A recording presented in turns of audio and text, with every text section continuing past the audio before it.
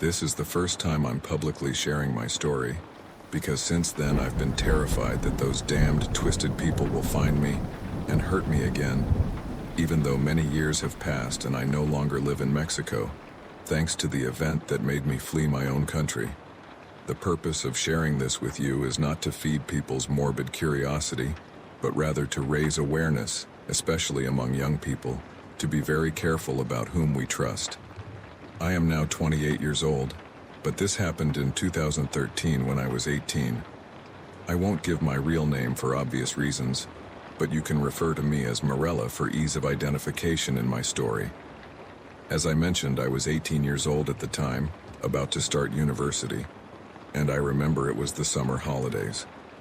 One night, my best friends and I were at one of their houses for a sleepover, chatting and watching movies. One of my friends told us about a guy she had been dating, whom she met through a very famous dating app. She was so happy, and that very night he came to see her at her house with flowers and chocolates. I had never had a boyfriend. In fact, I didn't know affection since I grew up with just my mother, who had alcohol problems and never showed me any love. She barely paid for my school, but I always felt she didn't love me. When I was born, my father left her, and she always said it was my fault. That's why, seeing my friend so happy with her boyfriend from the app, I decided to create an account too, to see if I could find someone worthwhile. Weeks passed and I did connect with guys, but as we chatted, they lost interest because they were only after one thing. But one night, I was home alone since my mother had gone out with her friends to drink, as usual, and I heard a notification on my phone. I had matched with a guy who had also messaged me. I was excited because he was very handsome, so I immediately responded to see if he was different from the rest. We messaged for hours and he was different. He made me feel important in a way I had never felt before, asking about my likes, my interests, etc. In short, I fell for him. He was very special to me. After weeks of messaging, he asked me some odd questions, but I didn't see them as red flags. First, he asked if I was baptized because he and his family were very religious, and it was very important to his parents that the girl he was with had to be baptized. I found it strange, but when he mentioned his parents, I understood his question and told him I wasn't. My mother, barely managing to keep us afloat, had never baptized me. I thought this would be a deal breaker for him, but on the contrary, he said his parents didn't need to know. The next day, he asked an even stranger and more uncomfortable question. He asked if I was a virgin. I asked why he wanted to know, and he said it was because he was a virgin and was curious if I was too. So I lied and told him I was. That same night, he invited me to meet him. He said his parents had a country house where they went every summer, enjoying outdoor meals and the beautiful natural scenery, about 2 hours from the city. It was the first time I was going to meet him, and even though we had video calls and I had verified he was real, I was still a bit scared. But at that age, you don't think much and act on instinct, so I accepted. I told my best friends about it and gave them his information just in case. My mother wouldn't care if I was gone for days. In fact, she wouldn't even notice. But I told her I was spending the weekend with a friend because I didn't want to talk to her about this guy, who she wouldn't care about anyway. We agreed to meet at a shopping mall near my house because I wanted to see him first in a public place. When he arrived, he was even more attractive than in his photos and video calls. He was very well dressed, always smiling at me, and acted very gentlemanly. I was blinded by his nice treatment and got into his car, and we hit the road, chatting pleasantly along the way. He treated me just as he did through messages and video calls, which calmed me a lot. Until that moment. I remember we arrived at the house, the only one in that area, surrounded by beautiful scenery. The house looked a bit neglected from the outside, and although it was very big, it seemed like a small mansion. I was impressed because I had never seen such a place before. My mother and I always lived very humbly, so it did impress me. I remember that when we arrived, the sun was setting. He opened the door to the house for me, and I entered. The furniture and the decoration were very old, and there were strange paintings that honestly scared me. He told me his parents would be back soon as they had gone to a nearby town to buy things for dinner. Then he offered me something to drink and I said water would be fine, but he insisted I try a very good wine they had brought from somewhere. So, I agreed. After only a couple of sips of that wine, I passed out. I don't know how much time passed, but when I woke up, my vision was blurry. I felt confused and had a terrible headache. I noticed I was tied to a chair by my hands and feet in a dimly lit room. At that moment, I felt an indescribable fear and uncertainty. I could also hear something moving, like a heavy chain dragging on the floor, and at the same time, a male voice moaning as if in pain. When I finally managed to open my eyes properly and focus, I saw a man standing a few meters in front of me, naked and chained by his feet with thick chains. The man was screaming in a very strange way. From what little I could see of his face, it was pale and very unkempt. He had lost all his upper teeth and was completely bald. His skin stretched over his bones. I was horrified. I began to cry and scream for help while struggling as hard as I could to free myself from the chair, but it was futile. The chained man, seeing me like this, began to laugh maniacally and then started screaming in earnest. It seemed like he had been there for a long time under those conditions, possibly driving him insane. I just wanted to get out of there. The room looked like a dungeon with stone walls, and I must add that the place smelled terrible, a putrid odor that was indescribable. I don't know how much time passed, as one loses all sense of time in such a situation. All I know is I was exhausted from screaming and trying to free myself from that chair. The chained man was silent now, just sitting and staring into nothing. Suddenly I heard the echo of footsteps. Several people were approaching. The chained man began to scream and cry, covering his head in inexplicable fear. At that moment, I felt real terror, realizing I was in the hands of a very evil entity and had no idea whose hands I had fallen into. Several men entered the room and none of them showed their faces because they wore hoods and masks. I asked them what they wanted from me, where the guy I had met on the dating app was, and why he was doing this to me. No one answered. Two of them picked me up, chair and all, and placed me in the center of the room. They then formed a circle around me. Another man entered, who seemed to be the leader, as he wore different attire. When he entered, everyone knelt down, putting their heads on the floor as if worshiping him. The leader carried the open body of a pig and placed it on my legs. Horrified at seeing that on top of me, I cried uncontrollably and begged them not to hurt me, but no one cared to listen to my screams. The leader began to recite strange chants in a language I couldn't understand, while the others shouted a single word I also didn't understand. The leader, all the while in front of me, recited those sinister things. He forced me to drink the pig's blood and then made a cut on my arm, from which everyone had to drink. At that moment, I understood I was in the hands of a cult, and probably would never leave there alive. I thought that was going to be my last night alive. After that, the few lights there were turned off. I started to feel a wind, which was strange because there were no windows. Everyone began to shout that same word they had been shouting from the beginning.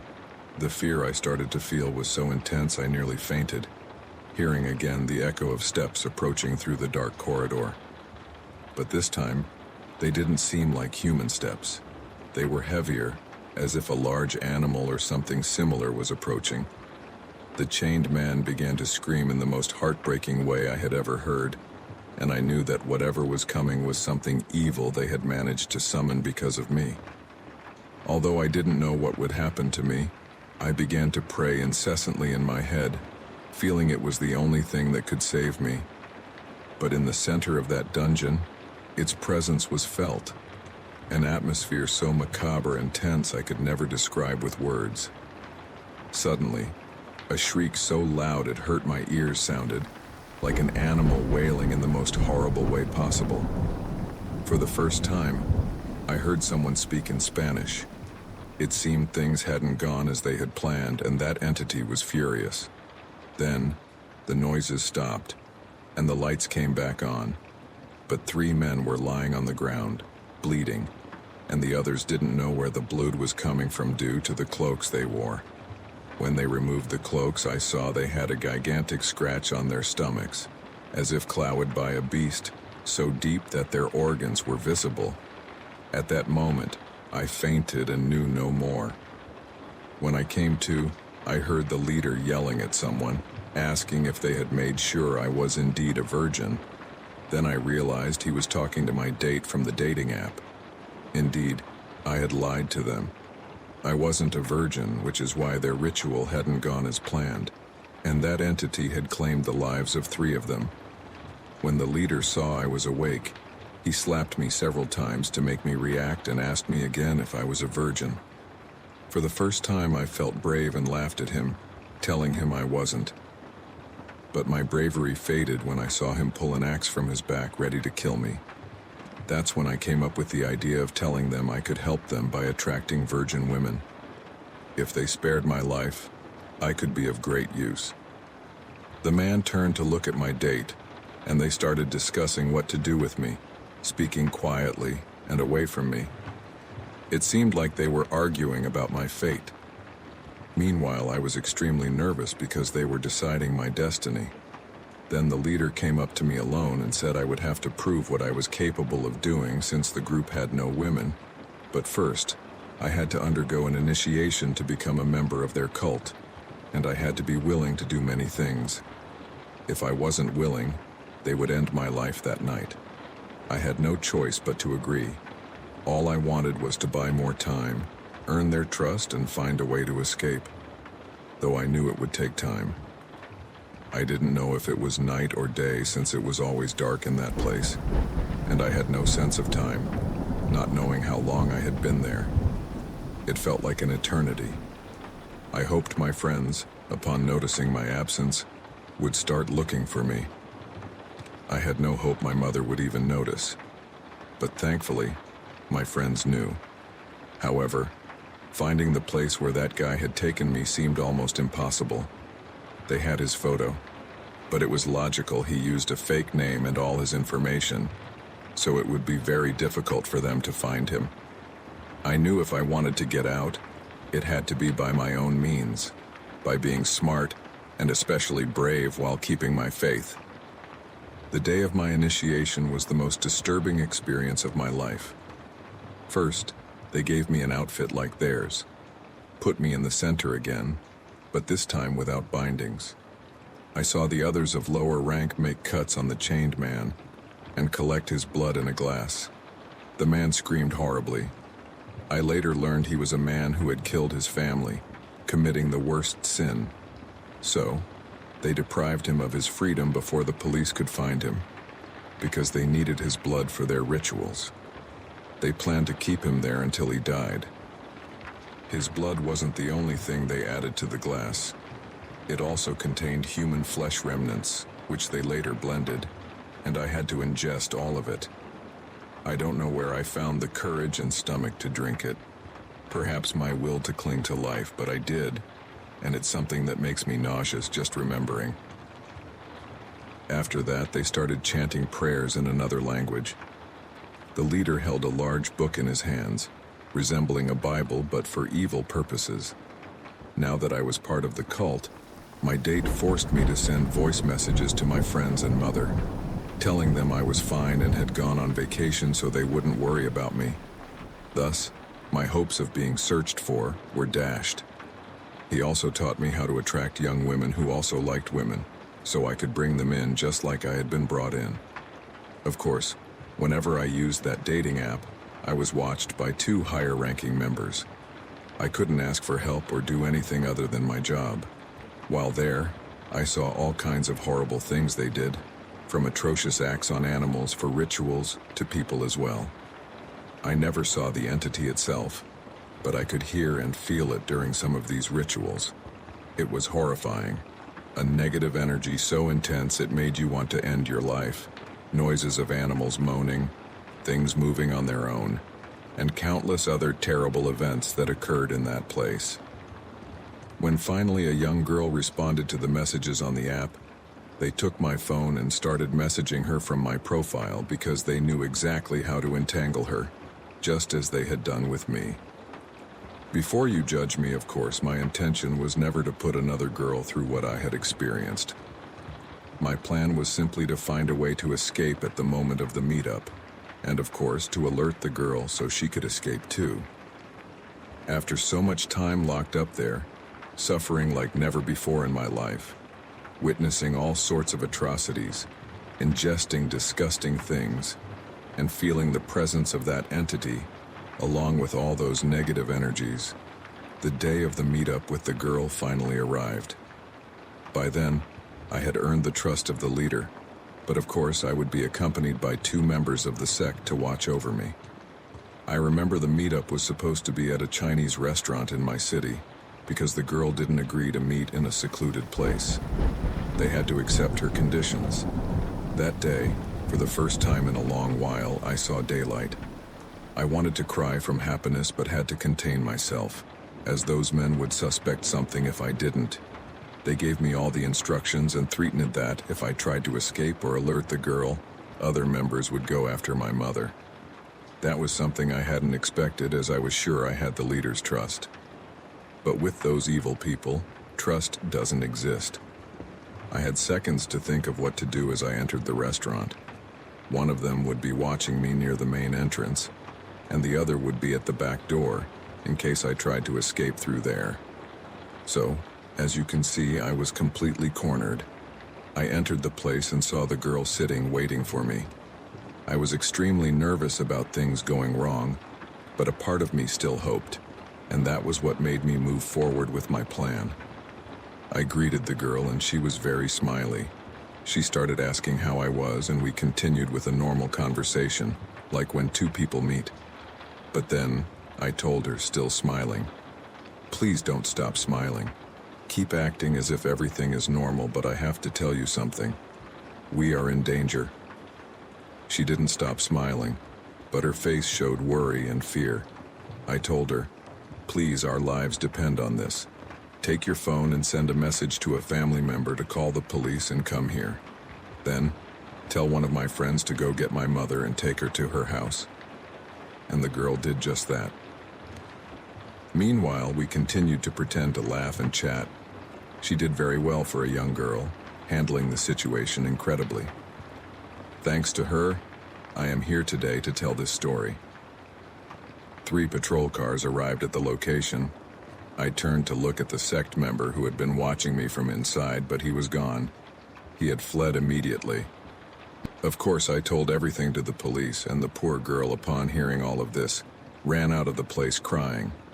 It's sad, but the police did nothing about the sect after all I told them, and after seeing the wounds on my body. They simply said they couldn't do anything against those people, that it wasn't the only cult in many areas of Mexico, and unfortunately, they didn't have the capacity to fight them. They advised me, if possible, to leave the country with my relatives, because if I stayed there, it was certain they would come after me. Just like that, they washed their hands of the matter and did nothing about it. An officer took me to my best friend's house, where my mother also was. For the first time, my mother ran to hug me, telling me she loved me. You can't imagine the immense relief I felt. It was indescribable. My best friend's father had some contacts in the north of the country, and that's how I managed to seek asylum. I moved away with my mother that year and have not returned to Mexico since. But the evil followed me. After moving to this new country, I started experiencing all sorts of things. I saw strange beings at night in my room, heard noises when my mother wasn't in the apartment, and even woke up in the mornings with bruises or scratches on my body. One day, while I was at a supermarket, a woman approached me, looking worried, and told me I had something very bad stalking me, that it was with me right there, and I needed to do something about it soon, or it could end in tragedy. She said she practiced Santeria and could help me, which, in my desperation, I accepted. It took time to rid myself of the evil that pursued me. Those demons wouldn't leave me in peace, but with the help of that woman and, most importantly, God, I managed to free myself from all of it. To this day, nothing similar has happened to me again. I still carry indelible scars from everything I went through, and after many years of therapy, I'm slowly moving forward. Now, I have a few months-old baby and have been able to rebuild my life. However, I live with the fear that one day, one of them might come for me or my family. Living with fear is something I wouldn't wish on anyone, which is why I wanted to share this terrible experience. Never trust anyone you meet on the internet. Don't fall for people like I did. There is much evil in the world, more than you can imagine. God bless you. Until next time.